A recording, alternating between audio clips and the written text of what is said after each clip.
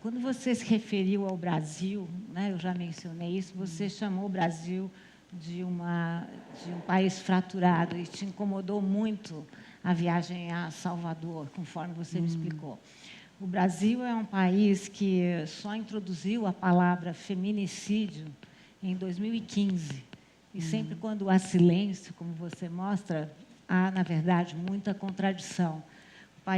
O Brasil é um país que a cada 7 minutos uma mulher é vítima de violência física e que uma mulher é assassinada a cada 2 horas no Brasil, sendo 59% negras. O Brasil é também um país que tem sistematicamente chacinado e linchado homens negros, como você chama tanta atenção no seu livro. Somente em 2012 foram 56 mil mortes, e destas 77% de pessoas negras. São dados de guerra civil, e eu gostaria muito, acho que todos aqui gostariam de que você dividisse conosco essas suas impressões sobre o Brasil. É engraçado, quando eu falei da história deste trabalho de Édipo, este trabalho de Édipo fala exatamente sobre o que tu, Khalaf, estavas a falar e o que tu falas agora também, e que fala sobre as políticas de violência. Por exemplo, a história de Édipo muitas vezes foi na psicanálise muito explorada como uma história de desejo. É uma história de desejo entre um menino que se apaixona pela mãe e que é rival ao pai. E muitos outros elementos da história de Édipo foram absolutamente ignorados. Transformou-se, foi reduzida a uma história de sexualidade e de desejo. Foi já no final dos anos 50 que Fanon, e ele era muito jovem, ele era um intelectual com 28 anos quando escreveu Máscaras, Pele Negra, Máscaras Brancas. Ele escreveu algo extraordinário. Ele disse...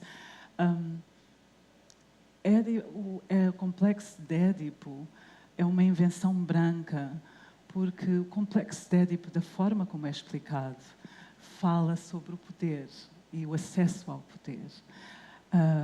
É uma relação, fala sobre a família, mas a família como um sinónimo de nação, e a nação como um sinónimo de família. Mas nós não podemos esquecer que os povos colonizados não pertencem a essa nação e que não têm acesso a essa nação. E por mais obedientes que sejamos, nós não temos acesso a essas estruturas e esse privilégio histórico, constitucional, institucional, estrutural. Portanto, esta é uma problemática que é uma problemática, é um conceito colonial e patriarcal. E depois, isso foi algo que ficou muito, me marcou muito, como ele trabalhou isso. E nesta peça, assim como no livro, que eu acho que foi onde eu comecei a ensaiar, por exemplo, estas questões da violência, é como a questão do complexo de Édipo fala exatamente sobre essa violência, como os corpos marginalizados passam a ser os corpos, o palco, onde a violência pode ser exercitada exatamente para proteger essa nação e essa família.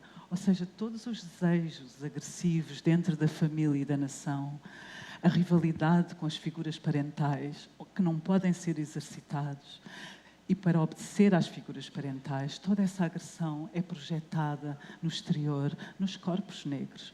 Não é por acaso, e nos corpos femininos negros, não é por acaso que os corpos marginalizados passam a ser o corpo onde é exercida a humilhação, onde é exercida a violência, onde é exercida a agressão. Esse corpo passa a ser o depósito onde as agressões da nação são projetadas. Isso é um dos elementos que aparece aqui.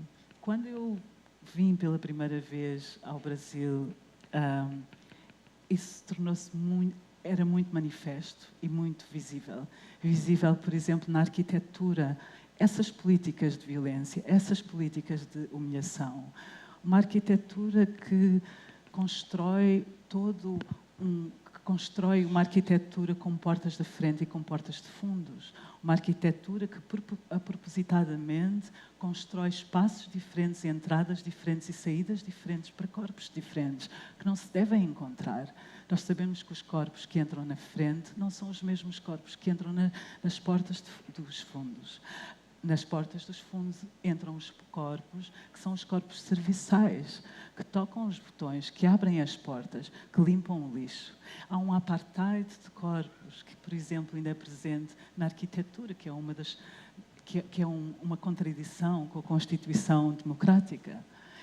Parece ser impossível viver numa democracia onde se constroem casas que separam os corpos e a entrada e saída de corpos, por exemplo. Então, são esses pequenos exemplos que se normalizam, que aqui são normalizados e que eu acho que são violentos não só pelo facto que são violentos, mas eu acho que a maior violência Tudo bem?